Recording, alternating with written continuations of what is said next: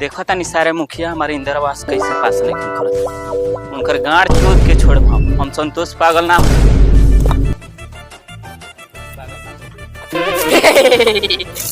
हंसबो बच्चो हंसबो अपने मुखिया पर हमार झाट चुक रहल बा, दिमाग खराब हो गइल बा।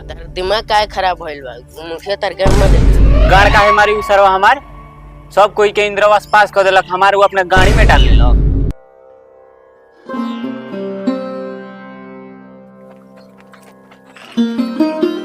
का झाटू खारन भाई काहे जी गिरल बा? ये लो बड़ा का है हम काहे पिए जाई, हम जाता नहीं मुखिया के लगे। आज सारे के मुखिया के गाड़ फाड़ दे सरऊ के के साले इंदिरा आवास हमारे पास नहीं कौन खोले। ए झाटू खारन कहां जाता है हम यो? हां बाबा बोला क्या कहता रहो? हे तेरा ससुराल कहां जाता है?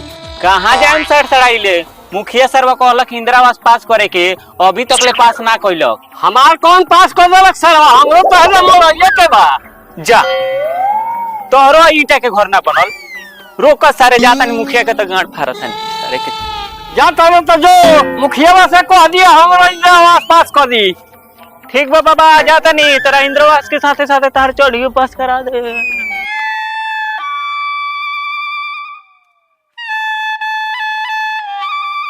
का कहीं छेदन भाई है सर मुखिया वगैरह तो हमारा कोनो फायदा नहीं है।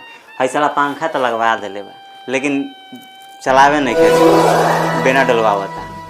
का कहीं रंगदार भाई पंखा ना चलेला मुखिया बिजली बिल बचावेला। बिजली बिल बचावे के बात करते रहो सर, वो हक के तो पानी ना छुएला, कागज से पोंछेला। हम लिखले बानी खुद से, तो देखले बड़े कि हक के मुखिया पानी ना छुएला। हम देखले बानी एक दिन हक के या पोंछत रहे थे, हम देख लेनी। बाक साला बाक छिनेरा बाड़े रे मुखिया जी के सीट में देख ले बात सब छिनोई वाला बात छोड़ ना। सुन सुन सुन कभी वो बात सुन नहीं आई, हम पूरा गांव के खा गए। कहले मुरले अरे मारी ना मुखिया जी सुनिहन तो गोड़िया फदियो लोन खुद कर फोन दो। हमरा नु पता बा कि तकना मुखिया जी लोन खोले बा, तकना फोन सब डायरिया में लिखल बा। साला लिखबे ते ना मुखिया जी के ते राइट हैंड सब ते जान तारू तोरा कुछ पता बा? मुखिया जी के लगे 50,000 के फंड आए हुए नु, जिनमें से 35,000 मुखिया जी के दिया गयो या 15,000 हमारे पास कितना कुछ। सुन ना उनमें से हमरो के देना दे 5,000। अब हमारे बाबा के दोनों लोन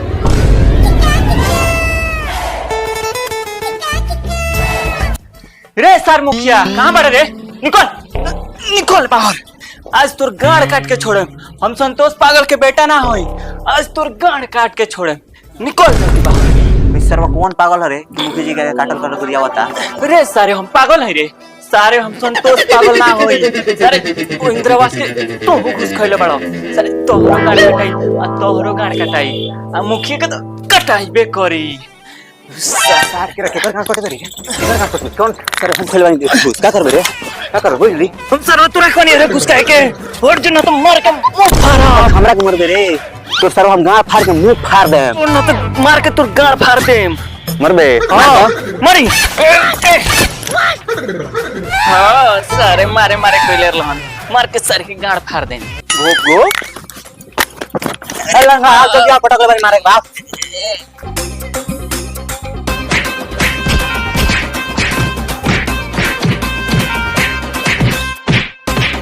यार तुम्हारी मुखिया मुखिया सरकार बड़े निकल ना चलते मार के मुंह चला सार।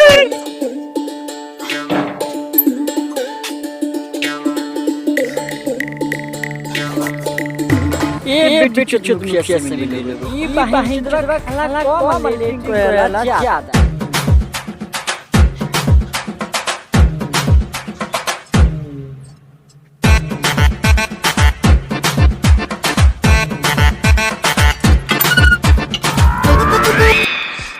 सर भाई जो मैदानों करत हाथों धोत में सर अरे साला फोन खाती फोन आइल बा। हां हां अरे अरे तो डॉन कर दी महाराज। रे सर मुखिया ही माने हमारे गांव के लोग के पता ना चलेगी चाहिए। हां माने रसियन हियन हां ए महाराज 6,000 कहतनी 6 लाख हम ट्रांजैक्शन कर देतनी लोग काहे टेंशन लेतनी। ई ह गांव के माधर चोद मुखिया जितना भी गांव के फंड आवेला नु वो फंड के पैसा से ई माधरचोद रसियन बोलावेला, गांव में झाट भर विकास करेला। ऐसा ऐसा मुखिया के गांड मारे के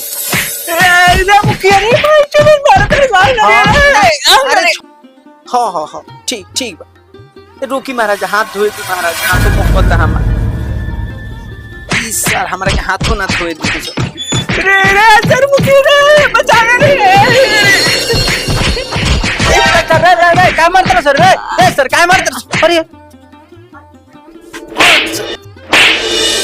काय मारता सर एकरा के रे बात साला मुखिया जी, अरे वो गुआ तो मार दनी आके बात साला वो। अच्छा ठीक ठीक हाथ धो के होते ए तो सुतले रहिए आओ तनी 2 मिनट में।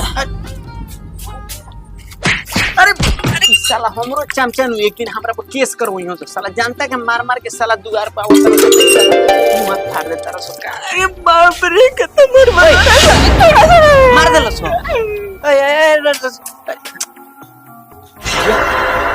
मार दे लसो साला खून के बदले तोरा के पोटा बहा। अरे आए मुखिया जी आ गई। अब लान चटेनी हो मार के मुआ देता सो तब होती मार के तो सब पोटा बहा दे लगा। चुप चुप काहे रोत रे, काहे खातिर मरला सो काहे खातिर मरला सो काली मुखिया जी को के क्या काट लो। अरे साले मुखिया जी के गन ए मारा सो साला की। अरे बाप अरे अरे अरे अरे भाई रे अरे बाप रे अरे अरे अरे कोई मुखिया जी के गार काट ले साले अपने गार अपन लेटरिन के हवाले कोइले रहता नहीं।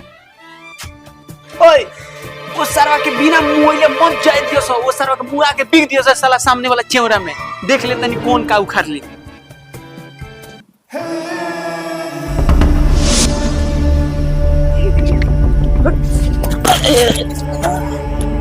अरे आज के बाद मुखिया जी के द्वार पर लोग गया जान।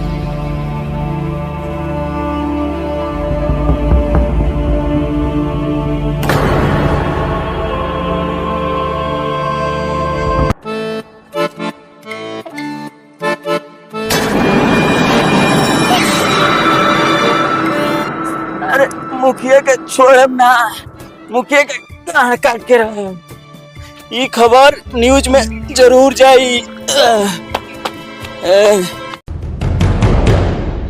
तो नमस्कार प्रणाम रसब के स्वागत है ई पोलखोल न्यूज में। तो रसब के हम बता दी कि ये गांव के विकास के बारे में आज हम बात बतावे जा रहे बानी। तो रसब हमरा न्यूज में बनल हे बहन जो रिपोर्टर हे जे गांव के विकास के बारे में बताइबे कि गांव में चल दी। देख ला ने कैमरा साइकिल उठावा चल।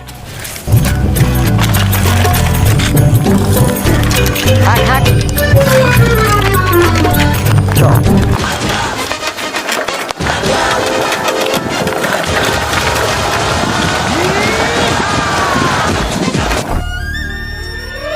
नींद आवे नरतिया में पनते मुत देता खटिया में। रुक रुक रुक रुक रुक रुक रुक रुक चल आओ देखो बुढ़वा घास काटो तो चल आगे ऊपर से पूरे पूछ ले उतर उतर उतर कैमरा था और था भाई कैमरा धर कैमरा चल चल चल। याद बड़ी आवे तो नमस्कार प्रणाम सबके स्वागत बा पोलखोल न्यूज में। ए सर कौन सी के पोल खोलता रहा सर है? चाचा हमरा न्यूज के नाम है पोलखोल न्यूज, वहीं चलो पोल खोल दी। ए सर तन के गार मार लेबे निकारे कि हमर पोल खोलबा सन। चाचा तू बहुत जल्दी खिसिया गइल हो, कोहे के मतलब हमनी के ई लख कि तारा गंगा में विकास भइल बा। ओहन विकास रहा जोन सर 2 साल पहले एगो लड़की के गांव में से लेके भाग रहे। हम सर विकास का नहीं खिचिनत भाग सर। ए सर तेरा मालूम है नहीं कि विकास को कौन है? तेरे क्या मालूम चल गया कि लेके लेके भाग रहे? ए सर हम अपने गांव के इज्जत लुटवा दी, कह दी कि हमारा गांव से विकास लेके भाग रहे। ताक चाचा वो विकास के बारे में हम बात करते हैं। कोहे के मतलब हमरा ई बा कि तारा गांव में मुखिया जी सड़क नाला लावा लहसुन सब बनवैले बाड़ो। सर तोरा बुझाता ई सर रास्ता लौकता है? भाग सर भाग सर भाग भाग भाग सर भाग सर आइल वाला सर रास्ता निकलले नहीं कि सर कहता लो कि रास्ता कहाँ बा सर। चाचा तू मार के बड़ा गलती कइलो हो, ई न्यूज बहुत दूर दूर तक जाई। आई सर रिपोर्टर अगर विकास देखे बा तो जाके रास्ता पर देखो सर हई सर धान का खेत में तन विकास देखो सर भाग सर भाग। का कही सोपता का पैसा सरवर वाला भाई तो मुखिया खा गई।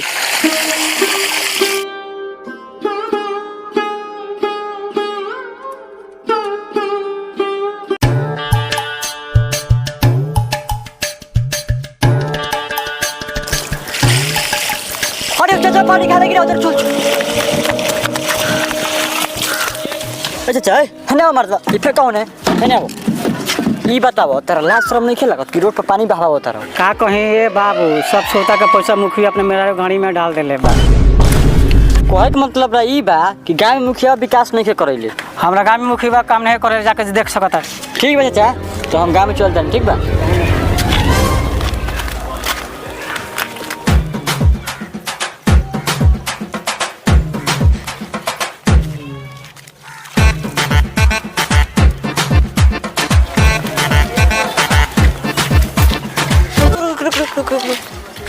कैमरा ऑन कर। चला गांव नदी के विकास कर कोई लड़ी। वही कहता नहीं रिपोर्टर से ये तो गंगा में तो नदी बहता। ई बहन चुतरा में मुखिया के नजर ना लगले कारी। चलते साला होने से विकास के बारे में पूछल जा। आ ये सर की मारवा तो बैठ गई। बैठ गई सरवाई से कहने कैमरा चालू के लिए मोबाइल निकाल मोबाइल से रिपोर्टिंग हुई चल कैमरा करिए से चल। प्रणाम रो देख बनी पोलखोल न्यूज। तो आज हम आगे बने को बहुत ही बढ़िया गांव में जोना गांव के नाम बाबे का जाने हमरा पता नहीं के लेकिन ये गंगा में बहुत ज्यादा पानी लागल बाबे। देख सकत नहीं ये गंगा में जाम तो जान नहीं सकत काहे से इतना ना में पानी लागल बहुत ज्यादा हो गइल बा। आई एगो होते बुढ़ऊ बारन के जवनपुर इनके से पूछल जा। आप ये बताइए आपके गांव में जो नदी बह रहा है उसको आप कैसे देखते हैं? कैसे देखते हैं? आँख से देखते हैं। इसीलिए ना गांव में विकास नहीं होता है। आप जानते हैं हमारे गांव में 2 गो विकास है। एगो का घर इधर है और एगो का घर इधर है। अरे बाप रे बाप सब के सब साला पागल है। हम तो चंदुआ है पागल तो साला मंटुआ है। भाग नहीं ऐसे कैमरा भाग। ए रिपोर्टर साहब रुकिए ना रुकिए हमको भी कुछ बोलना है। भाग रे कैमरा मैन रुकिए मत तो सारा पागल को दियो सुनो।